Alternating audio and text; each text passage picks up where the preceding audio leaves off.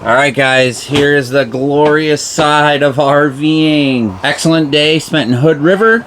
Do you hear that? Do you hear that freeway outside? Yeah, so we're staying at Walmart. We got our bicycle inside because we don't want to leave it outside because we're staying at a Walmart. We did some grocery shopping. Lincoln's eating some tomatoes, just raw like a weirdo. Did some grocery shopping and check this, check it. Yup, that's the highway. Sweet.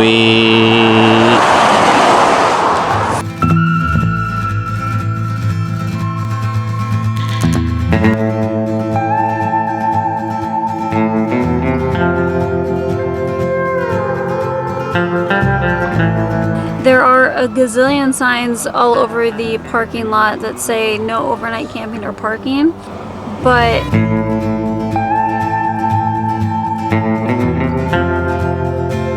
so these snow parks have become very accustomed to us. What I really liked about this one was the fact that it actually had 3 campsites.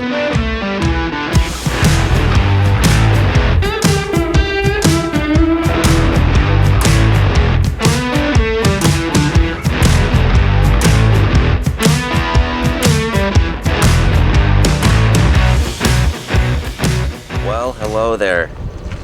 Jesse with Adventure Endeavor. We're here at a beautiful snow park. So we're here in, I don't know, I guess Central Oregon, Mount Hood area.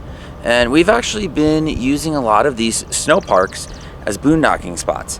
Main reason being is because Starlink works because it's somewhat of a clear area without tree cover to where we can get a good signal. Typically, if we have good service, we would prefer to be in the forest, to be in a nice boondocking spot, which this is boondocking, but it's kind of like a parking lot, you know, and then we're on the side over here. Anyways, this video is going to be a little bit of a travel day, exploring some cool stuff, some cool places.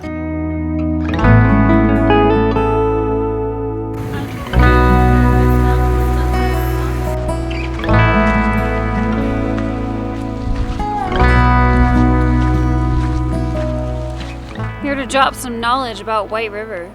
So driving through this area near Mount Hood, you don't really have many places where you can get a good view of Mount Hood like this. So it's really heavily treed, the trees are really tall. Driving through here the other day, we came across this White River. It's literally called White River. And it looks like a glacial, possibly volcanic runoff area. Don't know which. To me, it looks more like glacier. But anyway, you see this like a really wide break in the trees with all of these rocks that have like trickled down from the mountain. And you obviously have this amazing view of Mount Hood.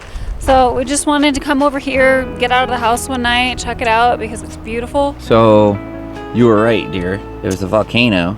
Yep. And then a glacier. Yeah. And now it's receding, and whenever there's a crazy rainstorm, basically this road, Highway 33, washes out, like, pretty often. I feel like they probably got it under wraps now. There's a really bad storm in 2006 where it covered the bridge in rocks and sediment, boulders really. But yeah, it was a glacier at one point, and the glacier has been receding, and that is exposing all the loose volcanic sediment. Goes down the White River.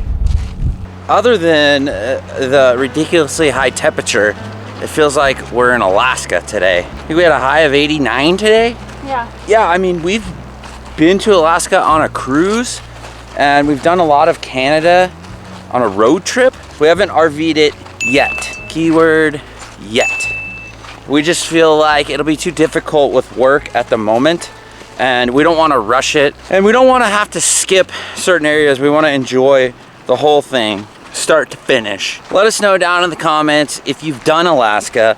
And when I say done Alaska, I mean for like a full 6 months-ish, and really explored all of Canada. We're talking going in through, what, Vancouver, out through Montana, and spending a full season in Alaska. If you've done it, let us know in the comments. Let us know what you thought. Was it worth it? What was your favorite part? If we were planning a trip to Alaska, what would you recommend that we do not miss? Yeah, what are the must-see things? Must see. Do the research for us, people. So these snow parks have become very accustomed to us. What I really liked about this one was the fact that it actually had 3 campsites kind of on the outskirts of the parking lot. The first night we stayed at one and it was great because it was shady and overall it's just awesome. You're in the trees rather than on a parking lot. But unfortunately, we couldn't get a good enough signal with Starlink. So we ended up moving to the parking lot, which wasn't terrible, but that's just something to look out for when you're up here with all these snow parks. You might get some really nice little spots, especially if you don't need internet.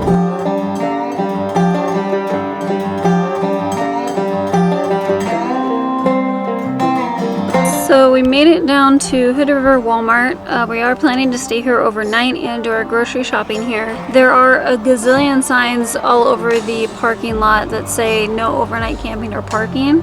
We read reviews on RV Parky that said that that's just like a local ordinance, and yet the management at the store says that you can stay no problem as long as you go inside and ask. So we'll find out about that because we'll definitely be going in and grocery shopping regardless, and just ask them, make sure that it's still okay for us to stay here despite the signs. So yeah, keep fingers crossed because we don't have a backup option at the moment.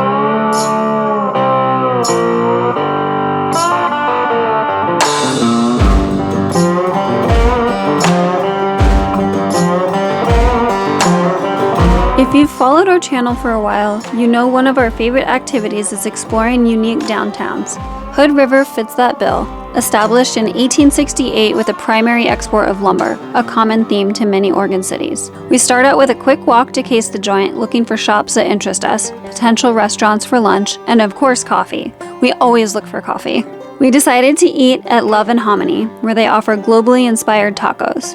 We ordered 3 tacos each, our favorites being the Thai and Tex-Mex. We definitely think this place is worth the visit if you're looking for unique flavor profiles.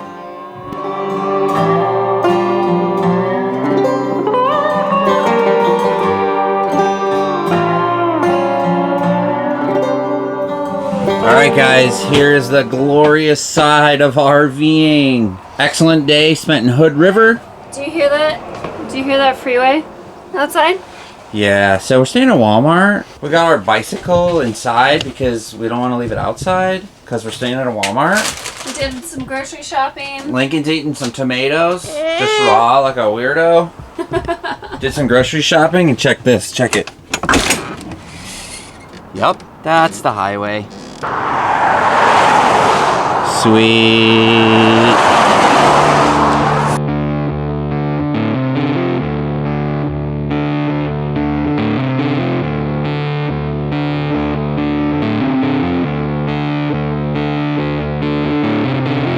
After an excellent stay at the world-famous Walmart, we had a short but incredibly beautiful drive down the Columbia River Gorge towards our next camp location. If you've never been to this area before, make sure it is on your list. The drive alone is well worth it.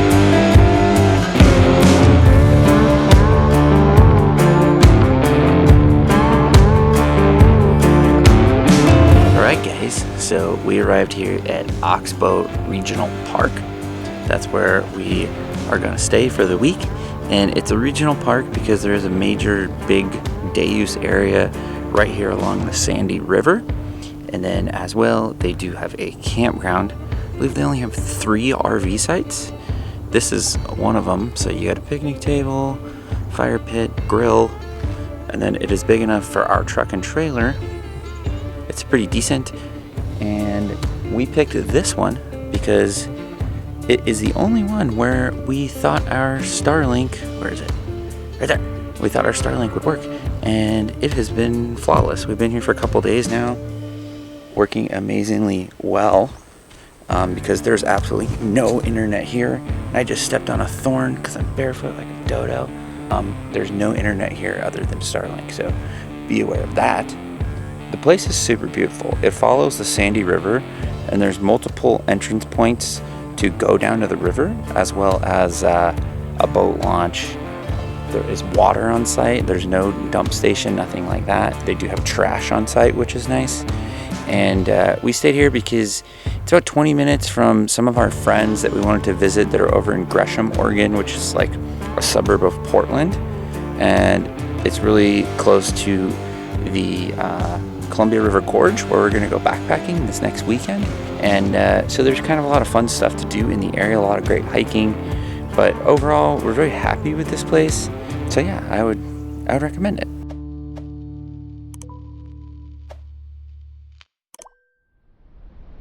One more thing to note is you do get flybys for Portland Airport. So if that bothers you, you might not like this place, but you kind of get used to it.